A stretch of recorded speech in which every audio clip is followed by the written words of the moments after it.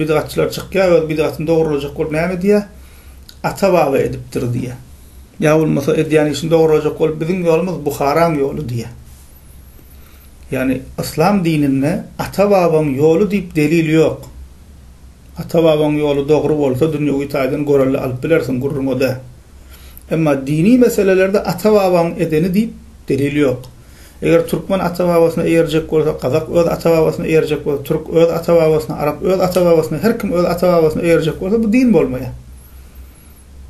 Ya bolmasa näme diýär çykyp käbir bid'atçy ahunlar? Bizim ýolumuz Buharan ýolu diýär. Buharan ýolu diýip din we İslamdy. Yani Kur'an sünnetde Buharan ýolu diýip ýol barmy? Peygamber sallallahu aleyhi ve sellem men size Buharan ýoluny goýup gitdim diýärmi? Peygamber sallallahu aleyhi ve sellem Kur'any goýdum, sünneti goýdum, sahabalarymyň ýoluny goýdum diýär.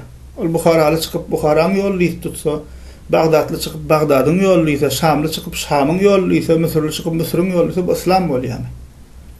Emma utanman şuňa alaka gurrunlar aýdýarlar, sada halkam ananiýa. O bulan käbirini bizim içimizde gow wagazlary wa diýip dinlenip boran kişiler. Bizim ýolumuz Buharan ýolu diýär. Edýän işin doğru bolsa, meniň ýolum Kur'anyň ýolu, sünnetiň ýolu, sahabaň ýolu diýip. Buharan ýolu diýip din ýok İslamda.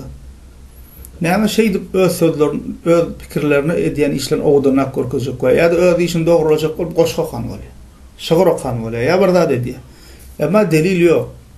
Şoň üçin näme musulman doganlar İmam Evzai diýär, sen selef-i salihiniň ýoluny eýer, insanyň öz ogdanak aýdýan din barada öz pikir düşünjelerinden delilsiz gurrumlaryndan serasat bol äge bolýar. Yine de İmam